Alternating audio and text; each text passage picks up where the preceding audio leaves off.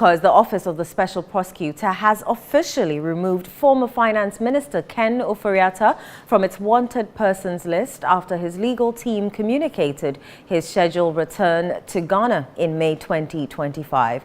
This announcement follows a period of uncertainty about Ofori-Atta's whereabouts, which led the OSP to declare him wanted as part of its investigation into corruption-related offences.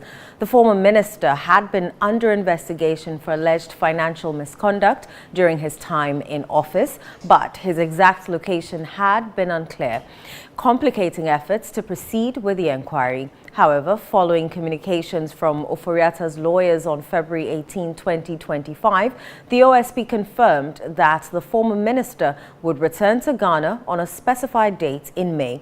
His legal representatives assured the OSP that Ofori-Atta is fully committed to cooperating with the investigation upon his return.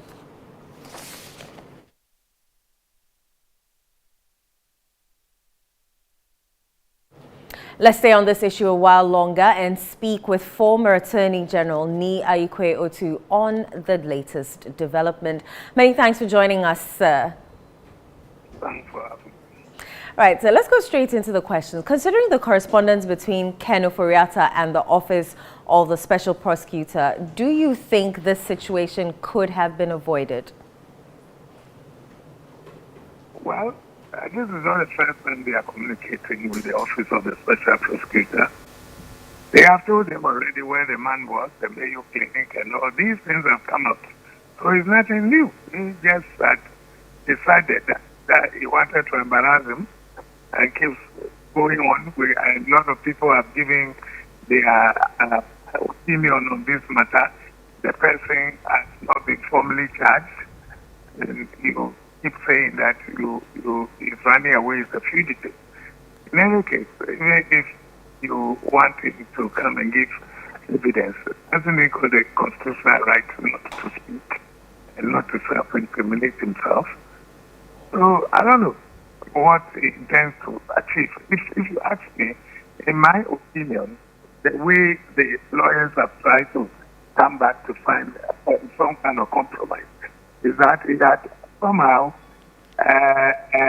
embarrassed him so that where he is, he's seen as a wanted person who should be reported. And so to avoid that stigma, he says, okay, I've told you where I am. I'm also now telling you officially that I returned to the country on such and such a date. So he only knows what he intends to achieve by what he's doing. Could this back and forth affect the OSP's objectivity in deciding whether to charge the former finance minister? But there's no issue of objectivity in charging anybody. It is his business to charge. I thought we just had something like yesterday that he said he has charged about 7 people for some offenses. If you've done your investigations and you are satisfied that the people have breached the law, for which reason you intend to charge them, you can go ahead and charge them. So why all this noise? I mean, everybody's advising.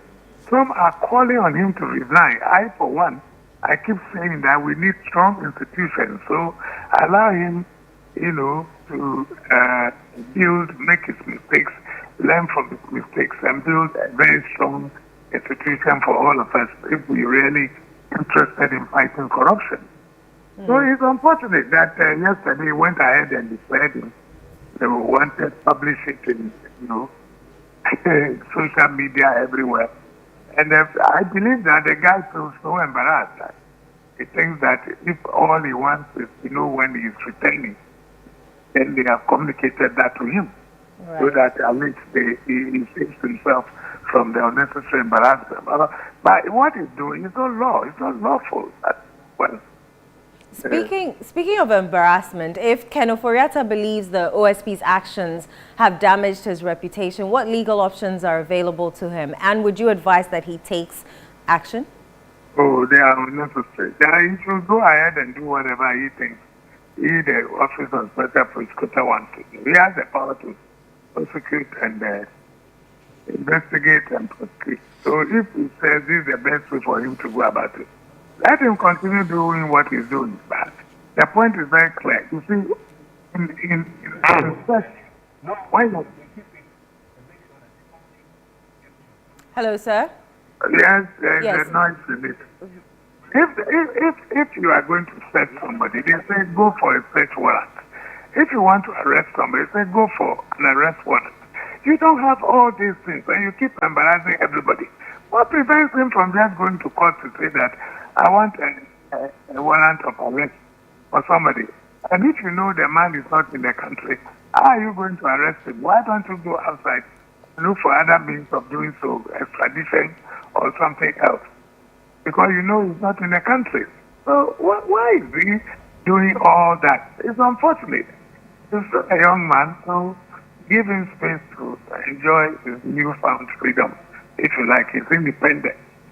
Because these were the same people ask me, why didn't you do it when you, Ofori-Atta, was in the country? What is telling Ghanaians is that they cannot go after, government people, but they can go after the former ministers. That's what he's telling us.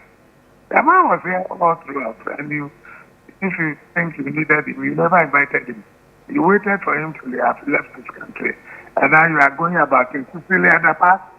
Didn't they tell us that there was nothing they could do? Now he's gone back to arrest, stop them from traveling outside the jurisdiction and all that. So for me, that is the impression I'm gathering, that he cannot deal with people in government. Mr. Ikwe Otu, thank you so much for speaking to us.